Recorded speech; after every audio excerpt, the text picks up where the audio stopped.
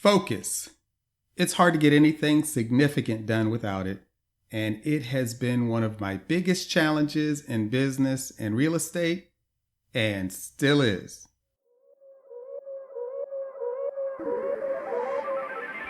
Husband, father, entrepreneur, realtor, a long list of other titles and descriptions, and landlord.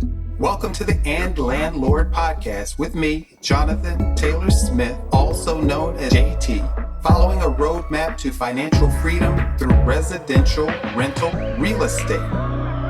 Welcome to the Landlord podcast,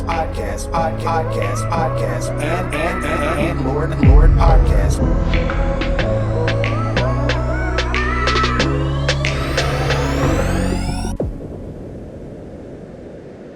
Welcome to episode number 32, Focus, and make 2020 your best year yet. Focus. Such a simple concept. Give your full attention and effort to a single thing, task, or undertaking to the exclusion of pretty much everything else until you've completed it. But so much easier said than done if you're anything like me. Distractions are everywhere.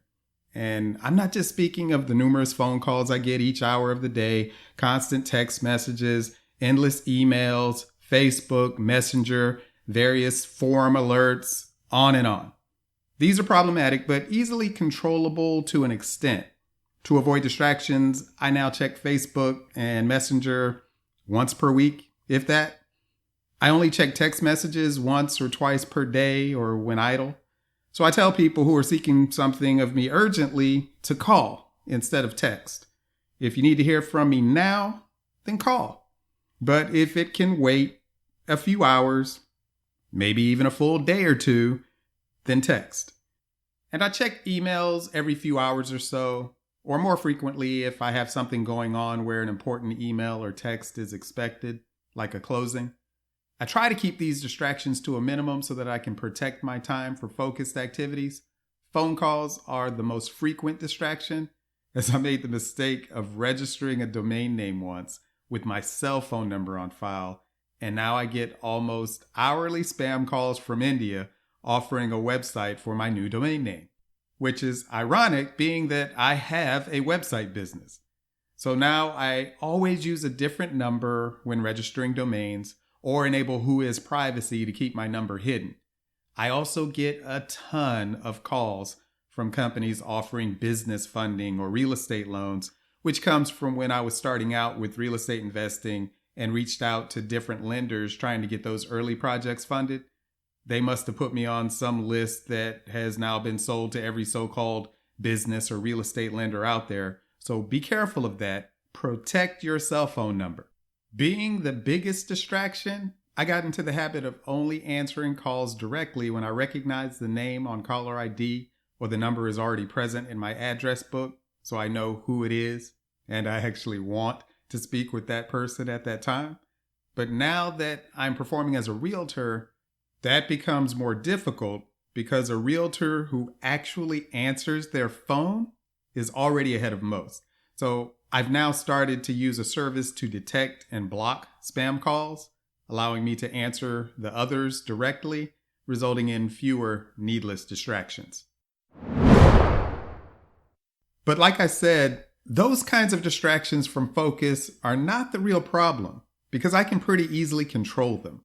Where my problem really comes in are not those types of distractions from my focus of time utilization. My problem is focus of action. I'm rarely all in on any one thing because I'm always doing multiple things. Right now, I'm recording this podcast episode. I certainly think it's a worthwhile use of my time. I hope you do as well. And thankfully, it only requires about 3 or 4 hours of my time each week. But those are hours I could be putting towards finding more properties to buy. It's time I could be devoting to marketing and growing Viux, my website and web hosting business. It's time I could be marketing and growing my property management business or enhancing my profile as a realtor. Lots of other things I could be doing with my time. So when I decided to start a podcast, I really had to consider the impact it would have on my focus towards all the other things I've got going on. Time with my family being top on that list. And not focusing on your business can be problematic. I've got Viux as one business, but I didn't focus solely on it. Instead, I started Blue Chariot. And then I couldn't even focus on one thing for that business either, as Blue Chariot became Blue Chariot Properties and Blue Chariot Homes. And then I went out and got my real estate license, became a realtor, and started Blue Chariot Realty and Blue Chariot Management. And then the Landlord podcast and other things coming from Blue Chariot Media. And who knows what else I'll start next. Again, lots of things going on, making it impossible to focus on any one, as they all require some amount of daily or weekly attention. This is my real challenge, because as an entrepreneur, I get great business ideas and opportunities coming my way seemingly every month, if not weekly. And no matter how good, I can't pursue all of them. To even try would be to harm all else I've got going on, and that would be unfair to my existing businesses and the other people involved with each. It would also be unfair to myself and my family to split my focus across so many things that I end up doing none of them well. And if nothing else, I must do family well. What else matters? Here's an example of my focus dilemma. So in November of 2018, I got my 15th rental unit. And now here, a year later, near the end of October 2019, I'm about to close on number 16. Other than an unfinished lake house I bought in September, I'll tell you more about that later, and a new build started earlier this summer that is now almost complete. These have been my only real estate transactions in 2019 for myself, other than being a realtor for others. My goal for 2019 was to end the year with at least 32 units, double what I should have ended 2018 with. Now, hey, I've got 2 more months remaining in the year, and I'm attending 2 events in the coming months that may help to get me past my current stall, potentially partnering with individuals who are already doing this business at a high level. But it was my shift in focus for 2019 that I feel is largely to blame for this far slower year when compared to the prior years since I started this business in 2015. Prior to 2019, I was happy to pick up new properties one at a time. But since my goal has been to double my number of units each year, and I missed that goal for the first time at the end of 2018, falling short by just 1 unit, I knew that I needed to change in 2019 to regain and keep that pace. So I shifted my focus away from what had been working to try to acquire some larger multifamily properties.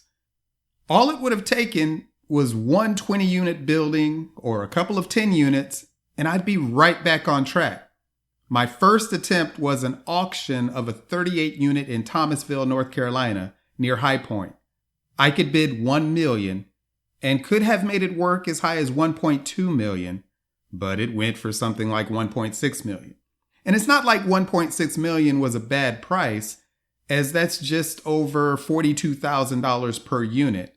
And this was a good mix of 1, 2, and 3 bedroom units. Plus there was a vacant lot included where additional units could be built. So I know whoever won this bid got a killer deal at that price. But I just couldn't go that high at that time. And since then, I've repeated this action several times, getting outbid at auctions, direct offers rejected, and owners of off-market properties just unwilling to sell for a workable price on everything from duplexes, triplexes, and quads, all the way up to 100-unit properties. As a result, my 2019 has been lots of failure and rejection when it comes to my attempt to step up to doing larger deals. But hey, thankfully, I take failures as a lesson learned and rejection as practice. Now, partly this is because I've not ventured far out of my backyard, really wanting this first larger scale deal to be within a few hours drive. That's just the mental barrier on my part that I have to overcome to make this work. And it's also because the current economy in general doesn't make for many deals to be had on cheaper properties. And this is especially true in my area of Raleigh-Durham, North Carolina. Things just aren't cheap right now, and competition is stiff from other multifamily investors, both those who are local and those coming in from other markets, most of whom have more experience at larger deals and more funding than me. So their experience and funding, maybe foolishness, allows them to pay more than I'm willing or able to pay per unit on this first one. And the first one is always the hardest. So the question I awake to each morning is, where is my focus best directed to make 2020 a more successful year for me than 2019? I just feel the future lies in the larger multifamily deals. I'm trying to acquire hundreds of millions in real estate, and I'm not sure I'll be able to do that one door at a time. But at the same time, with my focus on the larger deals, I've spent all of 2019 at the same unit count I started the year. So just to see if I was missing out, I decided to restart some of my daily activities that had previously resulted in my getting single-family houses and duplexes under contract in the prior years.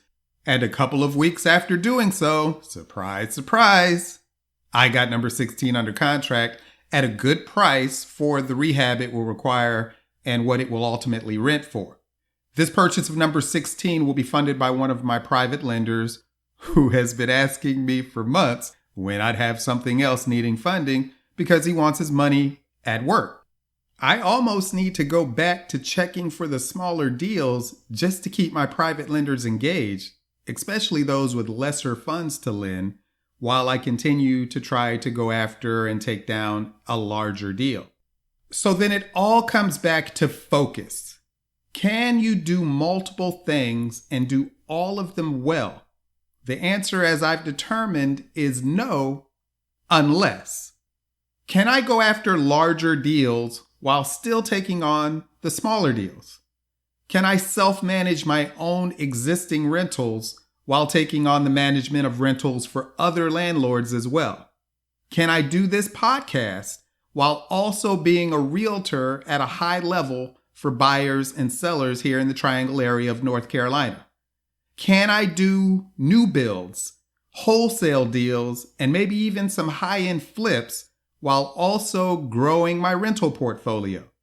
Can I have a website and web hosting business and other businesses at the same time while also being there for my family, friends, and enjoy life, free time, travel, and all? The answer, as I've determined, is no, unless. No, unless I leverage other people, systems, and processes so that everything is not my sole responsibility. No, unless I make the best possible, highest and best use of my time. This was a hard lesson learned, and I learned it coming into Blue Chariot from Viax. As I mentioned on a prior episode, it took me over a decade to get Viax to a place where it was not all-consuming of my time. If you've not listened to that episode, Viax is my website and web hosting business at viux.com,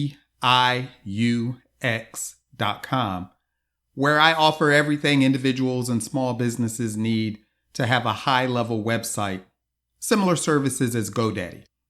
I learned this lesson about time management and getting results by reading books, several of which are present on the books page at landlord.com/books, such as The 4-Hour Workweek, The One Thing, Extreme Ownership, The Millionaire Real Estate Investor, The Millionaire Real Estate Agent, The E-Myth Revisited, and The E-Myth Real Estate Investor.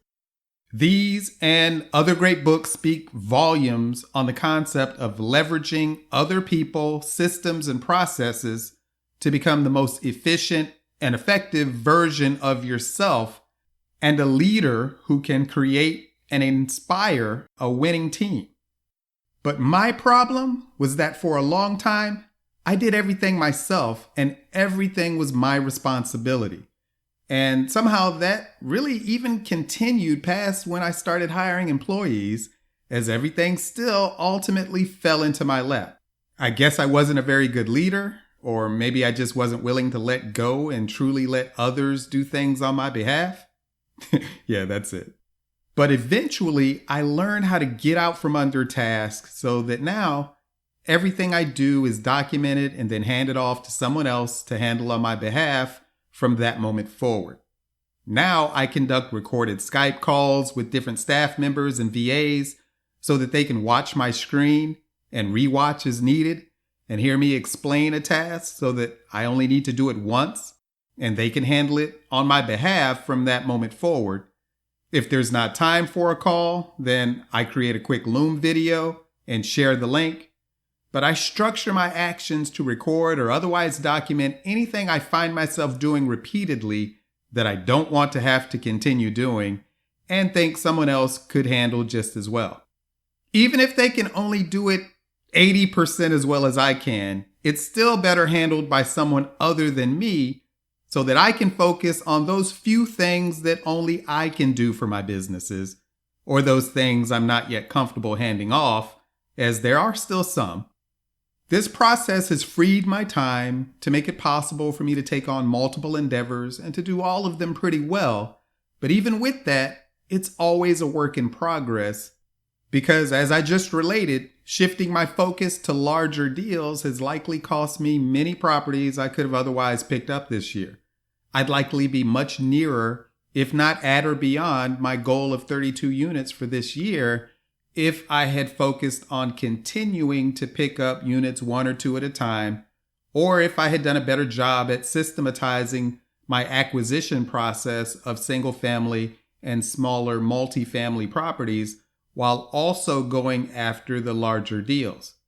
And I'm 100% certain this would be true if I had expanded my reach outside of North Carolina. Again, a self-imposed mental block on my part, wanting my properties, for some reason, to be within driving distance, like I'm going to go hug them or something.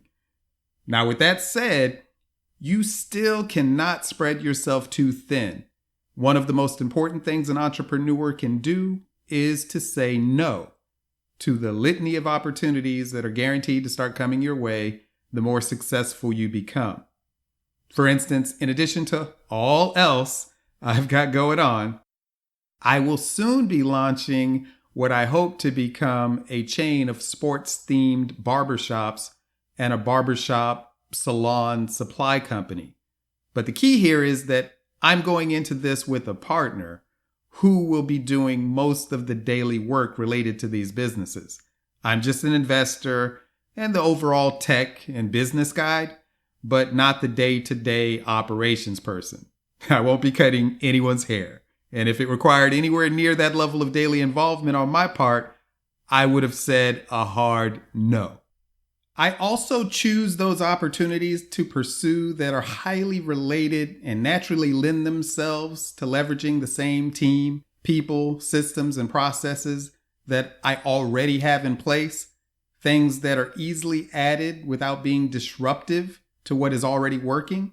For example, Blue Chariot Management is a logical service add because I'm already managing my own rental properties and nothing had to change to add in properties of other landlords to the same system to be handled by the same team. It was largely a seamless addition.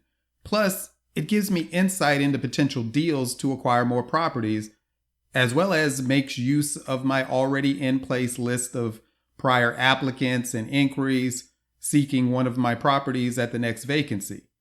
Property management is a perfect service add if you've already got the people, team, systems, processes in place for this for your own properties. Blue Chariot Realty is another example, as I'm already a realtor because I wanted the education and easy access to properties in the MLS.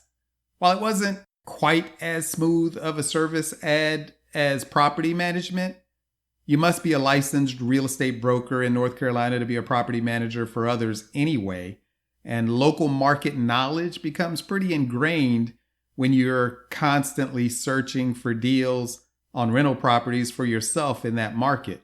You also become pretty good at negotiating and managing transactions to close when you're doing the same for your rental property deals, even when you don't get them all.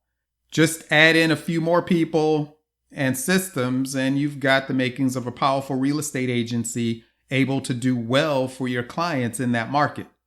And of course, this podcast, Blue Chariot Media, and any other educational material I release through these are a part of my effort to give back, but it's not entirely altruistic, as I've heard and now proved for myself that the best way to learn something is to teach it. That sounds backwards, but something about formalizing your thoughts and knowledge for presentation to others has a way of clarifying that information and locking it into your own mind. It quickly becomes second nature and then makes you that much better. So I consider this time well spent, and I can't say enough about how much pleasure it gives me when I hear from those of you who have been listening as to the impact it's had on your own actions to become financially free through the business of rental real estate investing. So thank you. And please continue to reach out, as I've enjoyed the conversations and I'm happy to aid where I can. So while Viux and all that Blue Chariot has become all works and fits nicely into my daily routine, I must still be careful not to let my focus slip into things that are not necessarily conducive to the success of that endeavor along with everything else. For example, I'm interested in self-storage, assisted living facilities, short-term rentals, which itself has multiple methods to pursue, commercial, office, and retail. And I own hundreds of potential website domain names, each of which can be used for a variety of awesome online businesses that I've got ideas for. But I have to resist the temptation to move on these without fully considering the likelihood of success and the impact on everything else I've got going on, plus family and life-work balance. You can't do everything, so at some point you have to pick something and focus in on it. Now, that's not to say that I won't do some or all of these things in 2020 or the following years. Like, I'm certain to try short-term rentals at some point. And when I open a local office for Blue Chariot Realty, I'm now using the eXp Realty office, it will almost certainly be a property that I own, hopefully with a spot for one of my barbershop locations, and then several other businesses of others whose rent covers the full mortgage. There's an SBA loan program that will fund up to 90% of the purchase price for a commercial office location as long as your business occupies 50% of the space. So I'm certainly going to be on the lookout for a property that will work for that. But again, you can't do everything. So we must protect our time and focus attention and efforts on only those things that will yield the greatest results with the least amount of time and effort required to do so. I've struggled with this for years, but I think I finally got it under control, and I'm immensely excited to see what becomes of 2020 from that focus, people, and systems I've now and will further have in place. I fully expect for 2020 to be the best year of my life. If you're not expecting the same for yourself, then let's speak on what we might be able to do with these remaining 2 months of 2019 to get you to that place in 2020. Or if you've got further to go, maybe 2021. Reach out to me, please, through the website at landlord.com. using the email address in the footer or the get in touch form. I truly do feel that anyone can completely change their circumstances and entire life within 2 or 3 years, or certainly within 5 years if you've got more significant challenges to overcome. But you've got to start that process now, and getting started is the hardest part. So let me know if I can be a guide or of any aid. The second hardest part is maintaining your focus and putting people, systems, and processes in place to reap the benefits of that focus. And I'm sorry to say, you may need to eliminate some people from your team or life if they are a drag on that focus or otherwise a negative influence. No one, other than maybe your minor children, are entitled to be a part of your life. So if they don't benefit your life, block them from it or limit their access to the greatest degree possible.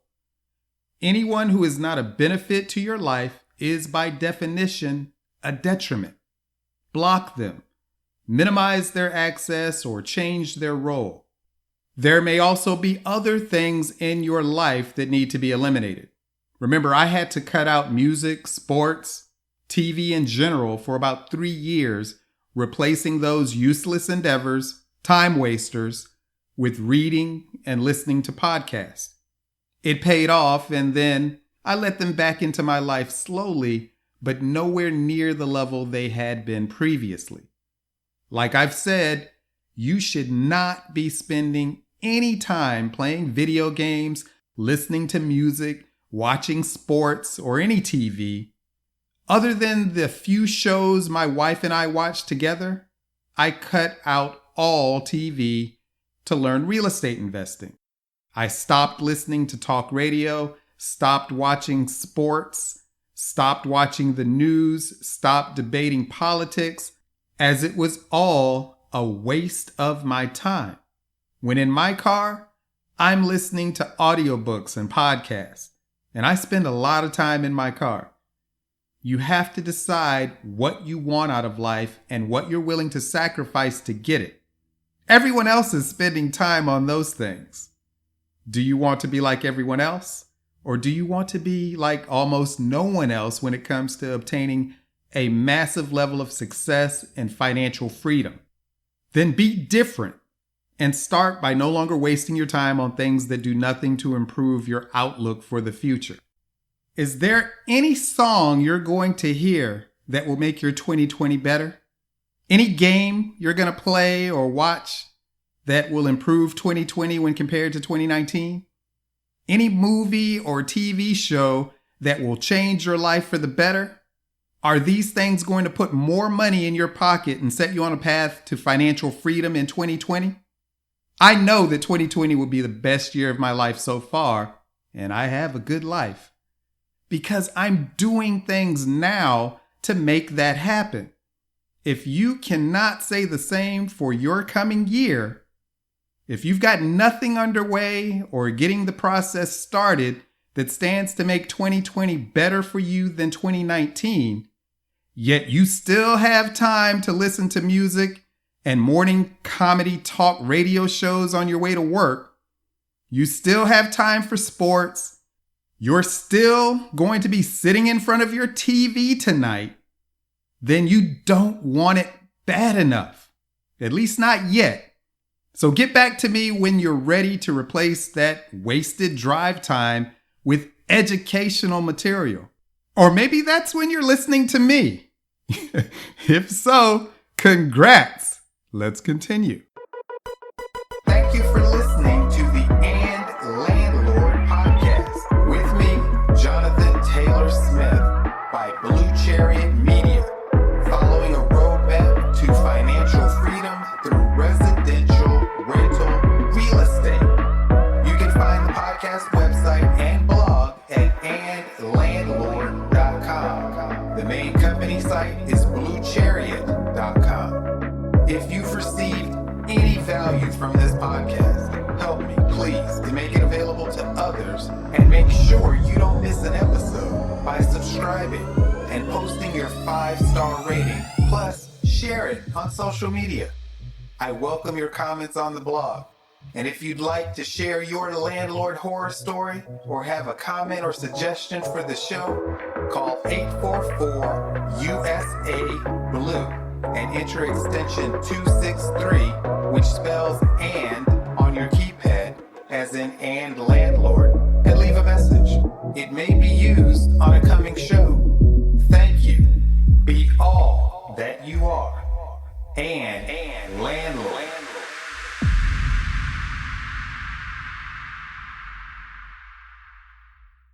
Nothing on the preceding show should be considered specific, personal, or professional advice. Please consult an appropriate tax, legal, real estate, financial, or business professional for personal advice. The comments and opinions of any guest are their own. Information is not guaranteed. Any investment may have potential for both profit and loss. The host is speaking solely on behalf of Blue Chariot Media, LLC.